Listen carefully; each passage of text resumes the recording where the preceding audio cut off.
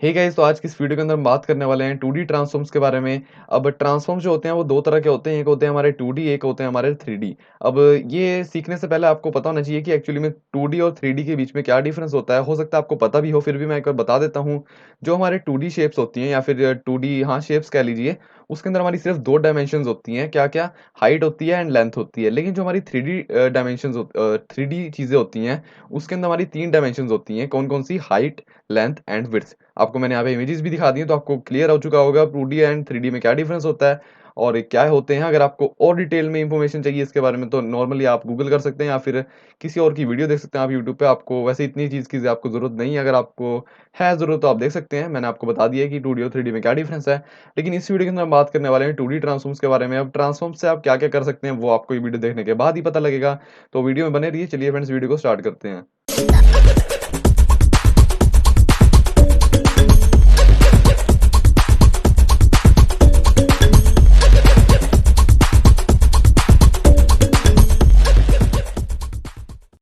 तो मैं यहाँ पे क्या करता हूँ, मैं इस फ़ोल्डर को ओपन करता हूँ। इसके अंदर यहाँ पे आप देख सकते हैं कि मैंने एक इमेज रखी हुई है। तो इसको मैं खोल लूँ अपने वीएस कोड से। ओपन विद कोड में मैंने क्लिक किया और ये मेरा ओपन हो जाएगा इसके अंदर। तो जैसे कि आप देख पा रहे हैं कि मेरा यहाँ पे वीएस कोड ओपन हो गया। मैं यहाँ पे इसे क्रॉस करूँगा और यहाँ पे मैं एक फाइल बनाऊँगा। मैं यहाँ पे बना लेता हूँ 2D.html से 2D.html, और साथ ही में बनाऊँगा style.css। तो ये मेरी दो यहाँ पे फाइल्स बन चुकी हैं। अब HTML वाली के अंदर सबसे पहले मैं यहाँ पे क्या करूँगा, एक्सक्लेमेशन साइन डाल के एंटर प्रेस करेंगे और यहाँ लिख देंगे 2D ट्रांसफॉर्म्स। एंड यहाँ पर अभी हम कुछ नहीं कर रहे हैं। और स्टाइल में मैं क्या करता हूँ, यहाँ पे लिख दूंगा, यहाँ पे हमें करना पड़ेगा मार्जिन 0 प्लस पैडिंग 0। तो ये मेरी मार्जिन और पैडिंग 0 कर देगा। अब इसके बाद मैं आपको क्या करता हूँ, मैं यहाँ पे एक अपनी सबसे पहले इसको लिंक भी कर लेता हूँ। तो मैं यहाँ पे लिखूंगा लिंक और लिंक CSS। तो मेरी फाइल का नाम यही है, style.css। तो मुझे अब कुछ करने की ज़रूरत नहीं है। और हमें यहाँ पे क्या करना है, और साथ ही में यहाँ पे हमें इमेज इमेज इंसर्ट कर लेते हैं। तो मैं यहाँ पे क्या करता हूँ, img टैग लगाऊंगा और सोर्स है मेरी इमेज का img.jpg। और यहाँ पे मैं ये ऑल्ट एट्रीब्यूट को अभी के लिए हटा देता हूँ। ये ऑल्ट एट्रीब्यूट जो होता है हमारा इसलिए होता है, कभी कभी बाय चांस हमारी इमेज जो है वो रेंडर ना हो पाए, तो यहाँ पे हमारा जो हमने इसके अंदर लिखा होगा वो यहाँ पे शो हो जाएगा। जैसे मैं यहाँ पे कोई एरर दे देता हूँ, सॉरी इमेज नॉट लोडेड। तो अगर मैं यहाँ पे इसे सेव कर दूँ तो चेक करते हैं। मैं यहाँ पे इसे भी सेव कर देता हूँ और हमारा यहाँ पे लाइव सर्वर जो होगा ओपन हो जाएगा। ओपन विद लाइव सर्वर पे क्लिक करने के बाद तो ये मेरा ब्राउजर यहाँ पे अभी ओपन हो रहा है, थोड़ा सा वेट कर लेंगे। तो ये मेरा यहाँ पे देख सकते हैं कि ओपन हो गया है, लेकिन इमेज की जो हाइट और विड्थ है वो मुझे यहाँ पे सेट करनी पड़ेगी। तो मैं यहाँ पे क्या करूँगा, इधर आऊँगा और यहाँ पे लिख दूंगा IMG, और साथ ही में मैं यहाँ पे एक हाइट दे दूंगा इसकी। कुछ हम हाइट दे देते हैं यहाँ पे 500 पिक्सल्स की। और साथ ही में मैं यहाँ पे क्या करूँगा, एक विड्थ भी दूंगा इसकी, विड्थ। तो यहाँ पे विड्थ आ गई है हमारी। हम विड्थ देते हैं यहाँ पे कितनी दें हम, यहाँ पे 650 पिक्सल्स दे देते हैं। और चेक करते हैं हम क्या हमारी इमेज यहाँ पे ठीक हो चुकी है। तो यहाँ पर इमेज हमारी यहाँ पे थोड़ी सी हमें यहाँ पे हाइट कम करनी पड़ेगी। तो मैं यहाँ पे 400 कर देता हूँ। 400 करने से शायद हमारी यहाँ पे इमेज सेट हो जाए। तो ये हमारा लाइव सर्वर पता नहीं यहाँ पे क्यों टाइम ले रहा है इसको रीलोड करने में, लेकिन कोई बात नहीं। तो इमेज जैसे कि आप यहाँ पे देख पा रहे हैं आ चुकी है। और यहाँ पे मैं थोड़ा सा मार्जिन भी दे दूंगा, मार्जिन दूंगा, मार्जिन लेफ्ट, या फिर चलिए टॉप का भी देंगे। सबसे पहले हमारा यहाँ पे आपको पता है कि टॉप का मार्जिन आता है, तो मैं यहाँ पे देता हूँ 40 पिक्सल्स। 40 पिक्सल्स के बाद 0 पिक्सल्स, ये हमारा राइट का होता है। फिर हमारा आता है बॉटम का 0 पिक्सल्स। फिर हमारा यहाँ पे हमने देना लेफ्ट से। लेफ्ट से मैं यहाँ पे देता हूँ 200 पिक्सल्स और एंटर कर देंगे, सॉरी ओपन करेंगे यहाँ पे। तो ये हमारी इमेज यहाँ पे आ चुकी है। अब मैं आपको बताना स्टार्ट कर देता हूँ कि हमारा 2D ट्रांसफॉर्म जो होता है वो किस तरह से यूज होना है। तो अब मैं आपको बताने जा रहा हूँ कि हमारे जो 2D ट्रांसफॉर्म्स होते हैं वो किस तरह से वर्क करते हैं, कौन कौन सी हमारे यहाँ पे चीजें होती हैं। तो ट्रांसफॉर्म जब आपने यूज करना है तो आपको यहाँ पे क्या लिखना है, आपको यहाँ पे लिखना है ट्रांसफॉर्म। इसकी यहाँ पे एक चीज बहुत बढ़िया है कि अगर मैं यहाँ पे स्पेलिंग भी गलत लिख दूं, मान लीजिए मैं यहाँ पे लिख दूं TS फॉर्म, तो इसने मुझे यहाँ पे दिखा दिया ट्रांसफॉर्म। मेरा कहीं ना कहीं तो आ ही रहा होगा, लेकिन नहीं आया, पता नहीं क्यों। आ जाता है वैसे तो मैं यहाँ पे लिखता हूँ ट्रांसफॉर्म। तो मेरा यहाँ पे ट्रांसफॉर्म इस तरह से मुझे लिखना पड़ेगा। तो इसके अंदर हमारे यहाँ पे मेथड्स लगते हैं। ट्रांसफॉर्म के प्रॉपर्टी के अंदर हमारे यहाँ पे मेथड्स लगेंगे। वो कौन कौन से मेथड्स होंगे तो मैं आपको बता देता हूँ। सबसे पहले आता है हमारे यहाँ पे ट्रांसलेट एक्स। तो ट्रांसलेट एक्स के अंदर क्या कर सकते हैं, आप इसे मूव कर सकते हैं। जैसे कि मान लीजिए अभी हमारी इमेज यहाँ पड़ी है, तो आप इसे एक्स एक्सिस के अलोंग यहाँ पे मूव कर सकते हैं, आगे को या पीछे को। तो मैं यहाँ पे क्या करता हूँ, ट्रांसलेट एक्स देने के बाद आपको यहाँ पे पिक्सल्स के अंदर वैल्यू देनी है। अगर मैं यहाँ पे दे दूँ 40 पिक्सल्स, तो मेरी आगे को मूव हो जाएगी ये आगे को मूव होगी। अगर आप चाहते हैं आगे ना मूव होगी, पीछे को मूव हो, तो मैं यहाँ पे -40 पिक्सल्स दे दूंगा और ये यहाँ पे -40 पिक्सल्स मूव होगी। तो इस तरह से आप यूज कर सकते हैं हमारा यहाँ पे ट्रांसलेट एक्स का। इसी के साथ साथ हमारे पास यहाँ पे आता है ट्रांसलेट वाई। तो अगर मैं यहाँ पे लिख दूँ ट्रांसलेट और यहाँ पे ट्रांसलेट वाई, और इसके अंदर मैं यहाँ पे दे दूँ 50 पिक्सल्स। इसमें भी सेम चीज़ है, अगर माइनस करोगे तो ऊपर को जाएगा। एंड 50 का मैंने अभी 50 पिक्सल्स किया तो ये हमारा नीचे को आना चाहिए इसी, ठीक है। अगर यहाँ पे माइनस कर दोगे तो माइनस करने से हमारा ये ऊपर को जाएगा। अगर मैं आपको दिखा दूँ तो अगर मैं यहाँ पे माइनस कर दूँ इसे, तो ये हमारा ऊपर को चले जाएगा, ऊपर। तो यहाँ पे आप जैसे कि देख सकते हैं हमारा हो चुका है। और आपको पता होगा कि हमारा एक्स एक्सिस और वाई एक्सिस किस तरह से होता है। ये सीध में अगर मैं इस तरह से जाऊं तो ये मेरा होगा वाई एक्सिस, और इस तरह से होगा मेरा यहाँ पे एक्स एक्सिस, ठीक है। ये हो गया हमारा। अब इसकी यहाँ पे आपके पास एक शॉर्टन प्रॉपर्टी आ जाती है, वो हमारी क्या होती है तो मैं आपको बताऊंगा वो। और यहाँ पे इसे सबसे पहले कमेंट आउट करूंगा और पीछे जाऊंगा। यहाँ जाने के बाद आपको बस यहाँ से क्या करना है, एक्स हटा देना है, और आपकी यहाँ पे शॉर्टन प्रॉपर्टी तैयार हो चुकी है। अब इसके अंदर जो आपको वैल्यूज देनी है वो आपको इस तरह से देनी है। जो फर्स्ट वैल्यू होगी वो आपकी आएगी यहाँ पे ट्रांसलेट एक्स की। फिर आपको यहाँ पे कोमा डालना है क्योंकि हमारा ये मेथड है। कोमा डालने के बाद मुझे यहाँ पे लिख देना है जो मेरी वाई की वैल्यू है, तो मेरी वाई की है -50 पिक्सल्स। तो आप देखेंगे यहाँ पे कोई चेंज नहीं आएगा। दिखाऊंगा अगर मैं आपको, तो आप देख सकते हैं वैसी की वैसी है हमारी इमेज, क्योंकि वैल्यूज एकदम परफेक्ट हैं। ये था हमारा यहाँ पे ट्रांसलेट। अब उसके बाद मैं और आपको बता देता हूँ। तो ट्रांसलेट के बाद आ जाता है हमारे यहाँ पे रोटेट की। आपको अगर इमेज को रोटेट करना है तो आप रोटेट भी कर सकते हैं। मैं यहाँ पे लिख देता हूँ रोटेट, ठीक है, टेट। उसके बाद यहाँ पे आपको क्या देना होता है, डिग्रीज में वैल्यू देनी होती है। अगर मैं यहाँ पे दे दूँ 50 डिग्रीज, तो आपको यहाँ पे इस तरह से लिखना है 50 DEG। तो आपकी जो इमेज होगी वो आपकी यहाँ से रोटेट हो जाएगी, जैसा आपने यहाँ पे डिग्रीज में वैल्यू दी होगी। अगर मैं आपको यहाँ पे इंस्पेक्ट करके दिखाऊं, तो इसे इंस्पेक्ट करने से ये क्या हुआ, यहाँ पे ये ओपन हो रखा था। तो अगर मैं यहाँ पे आपको दिखाऊं इसे छोटा करके, तो यहाँ पे जो हमारी इमेज है वो यहाँ पे अभी 50 डिग्रीज पे रोटेट हो रखी है। अगर मैं इसे ज़्यादा कम करूँ तो मेरी इमेज भी यहाँ पे रोटेट होगी, जैसे कि आप ऊपर देख पा रहे हैं। अगर आपको दिख रहा हो अच्छी तरह से, तो यहाँ पे देख सकते हैं कि हमारी इमेज भी जो है रोटेट हो रही है। मैंने अभी यहाँ पे वैल्यूज चेंज कर रहा हूँ मैं, ऊपर वाली मैंने की प्रेस कर रखी है अप एरो। तो इस तरह से हमारे यहाँ पे यूज हो जाता है रोटेट। अब इसके बाद हमारे और आ जाती है, अगर मैं आपको इसे कमेंट आउट कर दूं और अगली चीजें बताऊं, तो अगली हमारी आ जाती है यहाँ पे स्केल एक्स, और हमारा आता है यहाँ पे स्केल एक्स। तो यहाँ पे आप स्केल एक्स की मदद से क्या कर सकते हैं, इसकी विड्थ को कंट्रोल कर सकते हैं। जितनी इसकी ओरिजिनल विड्थ होगी उससे ज्यादा कर सकते हैं, उसकी आधी कर सकते हैं। ऐसी चीजें आप इससे कर सकते हैं स्केल एक्स की मदद से।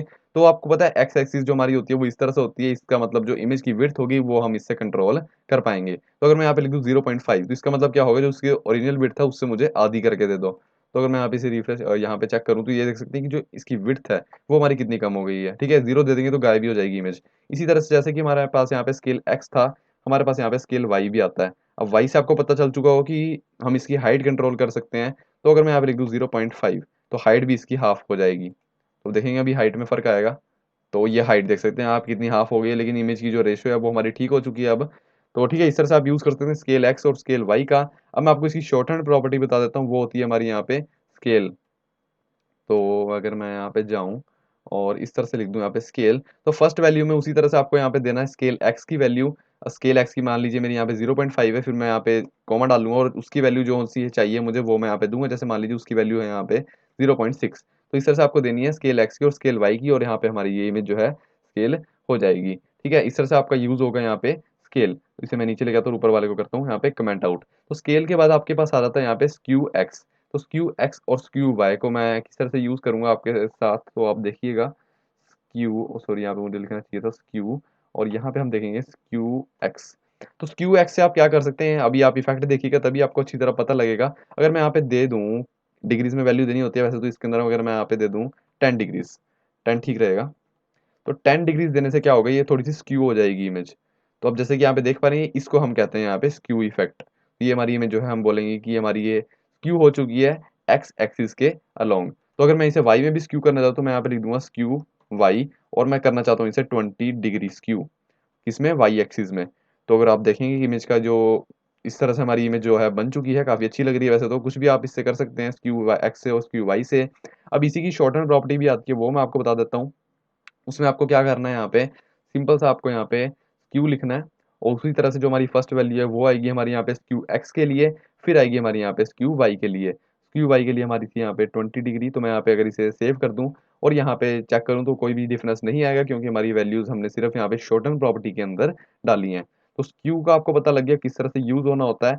अब स्क्यू के बाद मैं आपको बताना चाहता हूँ जो हमारी लास्ट यहाँ पे मेथड बचा है वो होता है हमारे यहाँ पे मैट्रिक्स मेथड। अब मैट्रिक्स से आप क्या कर सकते हैं, जो भी आपकी जितनी भी आपने यहाँ पे मेथड्स यूज किए हैं, जैसे कि आपने ट्रांसलेट टेक्स्ट किया है या फिर रोटेट किया है, स्केल किया है, स्क्यू किया है, उन सब की आप एक शॉर्ट हैंड मेथड समझ लीजिए, उन सबका एक शॉर्ट हैंड मेथड होता है स्क्यू, सॉरी मैट्रिक्स। तो अगर मैं यहाँ पे लिख दूँ मैट्रिक्स, और इसके अंदर आपको वैल्यूज किस तरह से देनी है, जो फर्स्ट वैल्यू आएगी वो आएगी आपकी यहाँ पे स्केल एक्स की। तो अगर मैं यहाँ पे कॉपी कर देता हूँ फटाफट से, स्केल एक्स की सबसे पहली वैल्यू, ठीक है।